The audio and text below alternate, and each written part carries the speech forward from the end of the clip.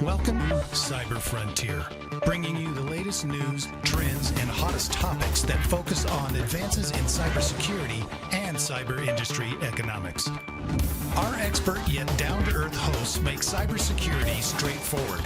They ask the tough questions and make this challenging topic something that everyone can understand. Our candid approach lets guests open up on topics we would all like to see addressed. You can find us on the web at newcyberfrontier.com. That's www.newcyberfrontier.com. Now join today's host as he introduces the topic for today's New Cyber Frontier. Welcome to today's episode of New Cyber Frontier. On today we have Michael Echols, a cyber evangelist, self-proclaimed, and his company, Max Cybersecurity. Now, Michael has a background as he also leads a nonprofit out of Kennedy Space Center, the International Association of Certified ISAOs. And then his background is as a cyber director, a chair of the DHS communications sector, so for the DHS, and also an author, and spent some time working for the White House. So the book you wrote is called Secure Cyber Life, The Government is Not Going to Save You. Welcome today, Michael. Thank you. Appreciate you having me. Definitely. And I am so interested to talk about this book because I think it's right on spot. The title at least starts the conversation. You know, the government's not here to save us from this. So we're gonna peel into that as we go today. But first of all, give us your background. I know I kind of you have so many things from your career, your life, and now published author in the cybersecurity realm. But give us your background of how you got to where you're at. Sure. I spent the early part of my career working in telecommunications, chasing phone hackers and computer hackers and building fiber networks across the country. After 9/11, I started working for TSA, Transportation Security Administration, when that was stood up. One of the things I was able to do is to help solve the interoperability issue that we saw with the attack on 9/11, and firefighters, federal people, they were all talking on different networks. And I was able to prove out a concept using handheld devices. And this was prior to our use of cell phones. It doesn't seem like that long ago, but we haven't had cell phones, smartphones, for that long. I later worked through different opportunities at the Department of Homeland Security, helping to build a national infrastructure protection program, helping to build a national response framework. And what that framework is when you see a major disaster, it's how all of the organizations come together to respond, whether it's a hurricane, the tornadoes, all of those types of things. FEMA leads that type of response. And so as I progressed through my career at the Department of Homeland Security, I became the chair of the communication sector, one of 16 critical sectors. I helped to build the NIST cybersecurity framework. I helped to roll out a new concept for cyber threat information sharing, which was launched by the White House. I was a point person at the Department of Homeland Security. And somewhere in between there, I was a rep to NATO for communications and cyber. Interesting. And now, in the private sector, I'm trying to carry on many of the things that I felt we needed to do to help make communities and individuals more resilient across the nation. Interesting. So, were you always interested in cyber? How did you get into that? Like somebody coming out of high school, out of college, what was your interest like back at that point? So I wasn't always interested in cyber because there was no such thing as cyber.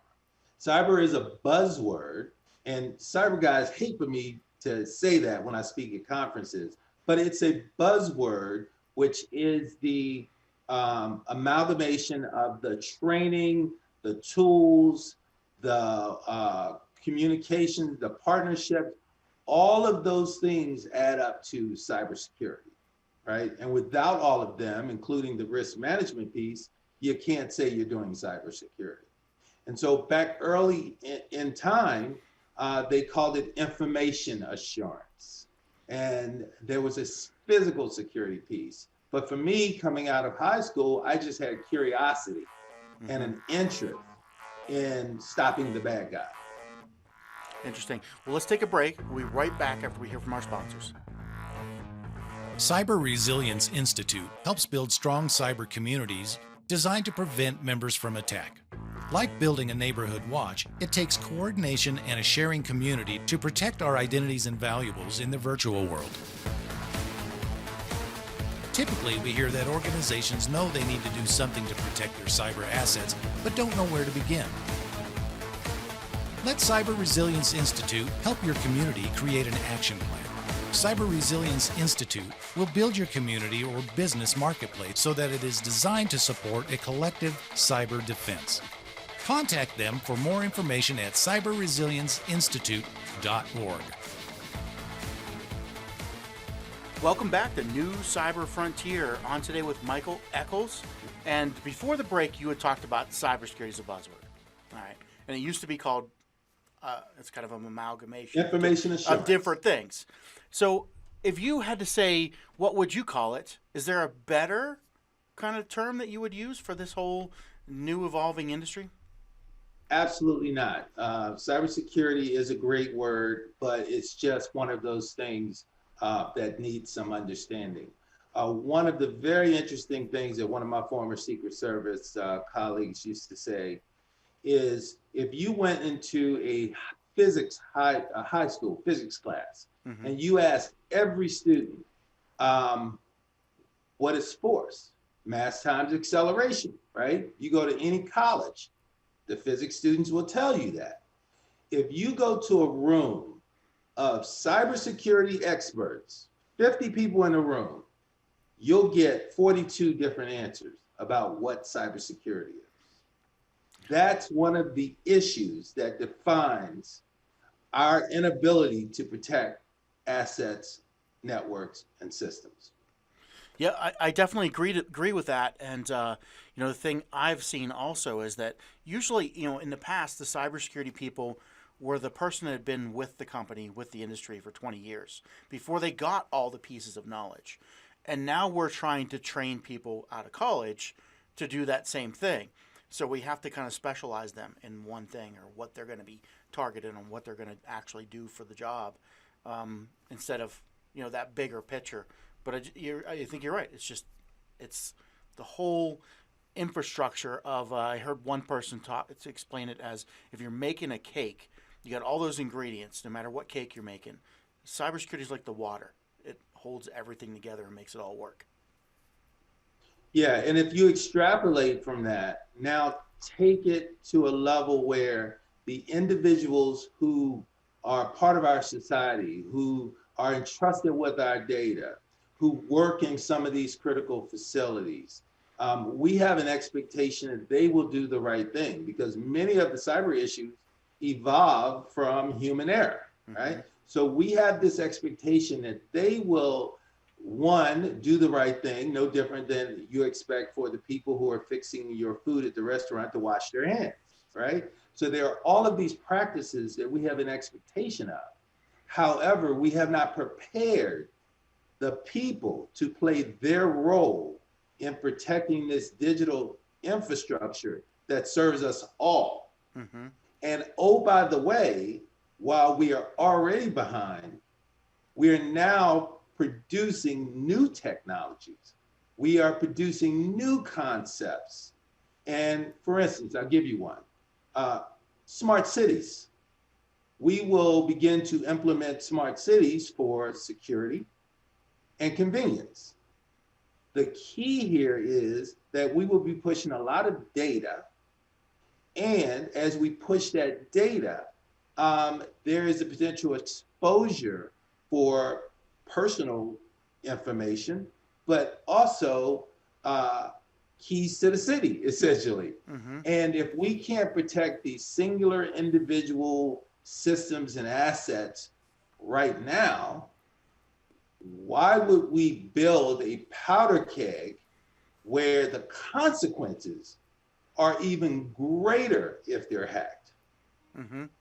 You know, though, if you think about the human nature behind that, every sci-fi movie I think I've ever seen about the future talks about computers, robots taking over, some kind of a Skynet, right? But it still doesn't stop people's mad push to get that to happen. We don't back off one iota. And thus, the backbone of capitalism. So we are so good and we are so much ahead of the rest of the world in so many ways because we allow people the freedom to imagine and to grow and to try things and to put things together and to work with other people and to take two very different ideas and merge them together. And that makes us great. But at the same time, the fact that we don't have a lot of regulations, that there are probably 47 different sets of rules and laws about breach reporting across this country. 50 states, 47 different sets of rules. That freedom is wonderful. But when it comes to systems that are all connected to each other, it's critical that we finally find some leadership. Yeah. So, but leadership, that's the government, right? They're going to save us. That's the problem. So everybody assumes that the government serves that role. But if you talk to the government, they will tell you that, hey, we have a role of government. They will tell you that we protect the .gov. We assist to protect the .mil, which is the military, right? Military has their own systems. And they will also tell you that we assist to protect the .com. And that's all of the private sector entities. The private sector entities, for the most part, push back on the government because they don't want to be regulated, because they want those freedoms, right? But this sets up a very interesting dynamic. So the people, the small businesses and organizations want and need to be protected. The biggest companies don't want regulation, but the biggest companies have the greatest voice, right? They lobby Congress, they fund campaigns. They're the ones who are sitting planning with the government for the rollout of new technologies, right? And so what happens is there's an imbalance, and there are sets or components of individuals, organizations, small businesses, people across the nation who are not getting what they need to protect themselves. Mm-hmm. And oh, by the way, that includes protecting themselves from those same very large companies. Interesting. Many of the largest companies use the same techniques that hackers use, whether it comes from adware, collecting your data, walking you into situations where they have control of your digital life, because in order to use their system, you've signed away your rights. All of these dynamics are happening at one time, and they define our cyber conundrum. So that dynamic of, we'll say, the individual average citizen and the big company, would you say that the big companies benefit from the current environment where there isn't regulation and they actually push against protecting their individuals that might be their customers? Absolutely. The big companies benefit not just from not being regulated, but they benefit from the ignorance of the average person about their digital world. Most of us understand to some extent something about the environment, because from a child we grow up understanding that, hey, we need oxygen to live. Hey, if you have too much of other stuff, it could cause you to pass out. Hey, so you learn these things as a matter of your culture. With cybersecurity, we aren't there yet. So these things are happening to people before the next generation potentially has the chance to push back, because they have a greater understanding of what's going on around them. We really haven't seen a lot of personal information protection, data control types of activism, right? We see it from organizations, but that great push from society has not occurred. Let me give you one perspective. If companies make money from selling our information, wouldn't it be great if we had an exchange where we could make money from selling our information? Interesting. Some would say that that already sort of occurs when you sign up and you receive a service for free, like Facebook, like Twitter, any of the social media platforms, but also many of the other free services that you get on the internet. A lot of people believe that you are benefiting or you are getting that service for free. That is your payment. Let's take a break, hear from our sponsors. We'll be right back to unpeel that.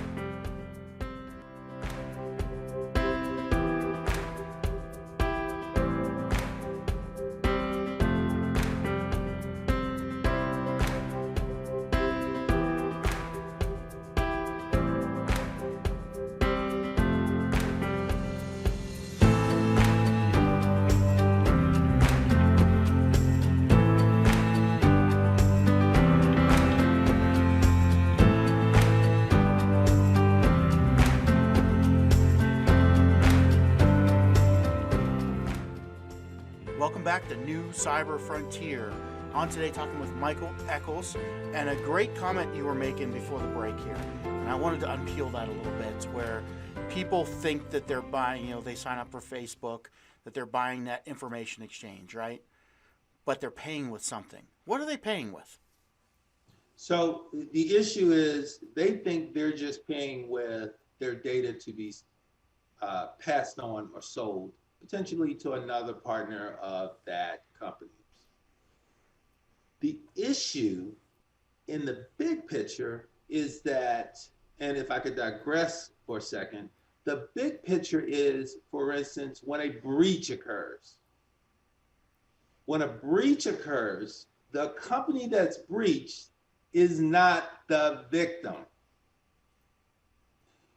Your information being stolen, no different than your information being voluntarily passed on to these big companies, in the future will potentially make you the victim, right?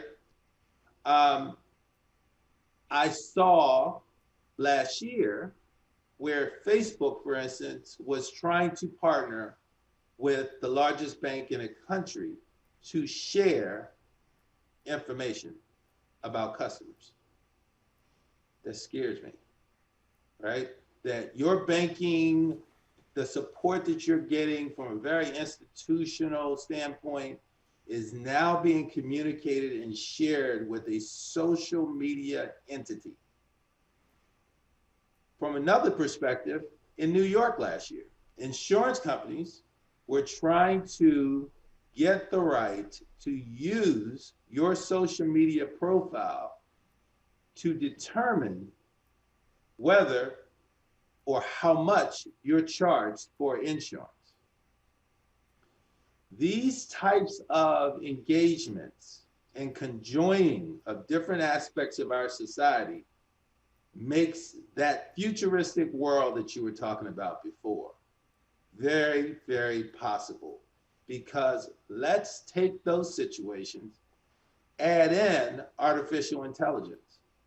Well, artificial intelligence, depending on who programmed it and how they programmed it, it creates larger biases from the bias that was programmed into it. So my point is that you take these varying different things that do not appear to touch, and they become a constellation where they all touch. And before long, we are, and I could never say this kind of thing as a government official, and that's why I love being an independent person now. We potentially become digital slaves. That's powerful. That is. It's almost like a moment of silence right here. Because, we're a blackmail away from AI to holding whatever it can find negative or correlate over our heads. Correct. Now let's add in a piece here. We are all defined by an algorithm right now. It's probably the simplest algorithm ever created. It's called your social security number. It defines your identity. When you go to sign up for something, to get government service, to even receive social security checks in your retirement, they use your social security number.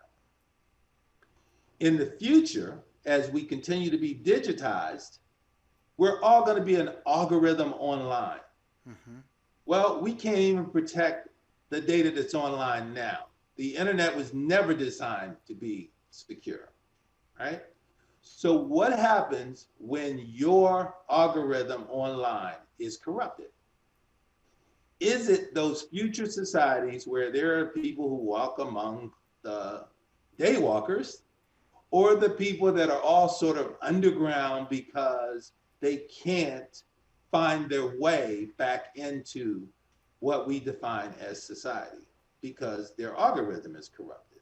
Who they are is defined as something that's potentially not accurate or wrong. Now, the issue for me as a young man who grew up or was born in Birmingham, Alabama during the civil rights movement, the issue for me is that if you're wealthy, you can find the services to help you restore your identity. If you're not, it creates a potentially lifelong and generational issue. Mm-hmm. So I have a kind of a question for you. I want to hear you talk to the people who would do this. People, and I'll give you an example. Right now, you can get a little thing to put in your car for your insurance company that gives you a 15% discount if they let you if you let them track everywhere you go and you're driving. Now, for 90% of the people, this makes their insurance cheaper. But it's that outlier that you talk about that gets themselves into some situation that they might never be able to crawl out of that hole, that is punished, or that never can come back into society, as you said. What do you say to that 90% of the people that would gladly give up some aspect to get a little bit cheaper services? So let me start this off by saying I love being an American. I love the freedom that we have. And then the second thing I would say is that's why I define cybersecurity as risk management. In every situation, from a national network down to an individual making a decision, we all have to make a risk decision. But that risk decision should be informed by understanding of the consequences, right? If you don't understand the consequences, which is vulnerability, threats, and consequences, if you don't understand that, you can't do risk management, right? And so we should be doing this digital risk management for ourselves on a daily basis. Mm-hmm. Now, in the situation that you are speaking of, the opportunity to save money is a risk decision that a lot of people would make, right? But that decision should be made based on you understanding that all of the data that's created no longer belongs to you and can be used against you. Can be. Consequences. But that 90% that sees, I don't have anything to hide, it'll never be used against me, make the boundaries of the whole system for everybody. What do you say to that? No, that phrase that you just used, because everybody says that. I don't have anything to hide. Well, let's think about when that's one of those phrases like when people get stopped for drunk driving and they walk up, the first thing that they always say to the police officer is, "Oh, I've only had one or two," right? That's one of those societal phrases, "I don't have anything to hide." It's not about what you have to hide. It's about the data and information belongs to you, And that data and information can be used against you. And I will give you an example. In this particular case, it worked and served to help society. But the police solved their first case using Alexa a couple of years ago, and this is in the book, because there was Alexa records even when you don't ask it to record. And it was a murder case. And they were actually able to go back through subpoenas and get the information and listen to what was going on at that time period, at that location, in that person's home. Mm-hmm. So it's interesting because, we have some rights guaranteed in our home, and I'm trying to think of the precedents for that, but no illegal search and seizure. Yes. So, and the other rule says that you have to, but once you give them permission, right? Once you give them permission, and we think about that when we're in those circumstances. When the police come, you said, nope, I don't want you searching my vehicle. Nope, I don't want you searching my home. Nope, right? We're making a risk decision at that moment. mm-hmm. My point is simply that when it comes to these digital systems, you've signed away your rights without understanding the specific situation. So you've given up your right by buying an Alexa. It's in your home. You've signed that away and given it to Amazon. Correct. Also, moment of silence right there. How many people would think about that a little bit right there? So let's step back and say, wow, we've had a couple eye-opening thoughts here talked about today. What's the recommendation for moving forward? How can people start to identify, proceed, and move into something that makes sense? So we need to start to build, and I'm speaking from a national level now. One of the things that I've figured out clearly is that the federal government cannot mandate, they cannot build this secure world that we're looking for so that we can maintain our way of life. It has to be a partnership between government and private sector. All of the best programs that have ever been done were public-private partnerships. Mm-hmm. Everything from Energy Star, where the manufacturers all lowered, they weren't regulated, they lowered the outputs of these systems, all the way to some of the state and local programs. Speaking of state and locals, hey, federal government, state and locals have to be involved. So I've come up with a process, program, system called Cybersecurity Zones. And I'm working with organizations like NTIA at the Department of Commerce, HUD, and Department of Homeland Security to figure out how we start building these cybersecurity zones in places across the nation. What is a cybersecurity zone? Well, it's an ecosystem where there is an expectation of a culture of cybersecurity. But the only way for us to do that is there has to be win-wins. So what do the win-wins look like?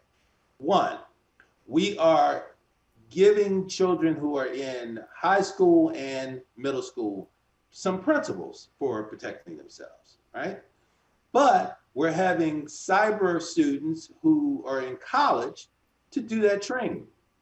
What do they get from that? Well, those cyber students who are in college are having trouble finding jobs, even though there is a 1.8 million person projected shortage of cyber professionals. The reason that has been identified, hey, we need people with some experience. We're now setting those college students up to have experience, but they're getting that experience by helping society, right?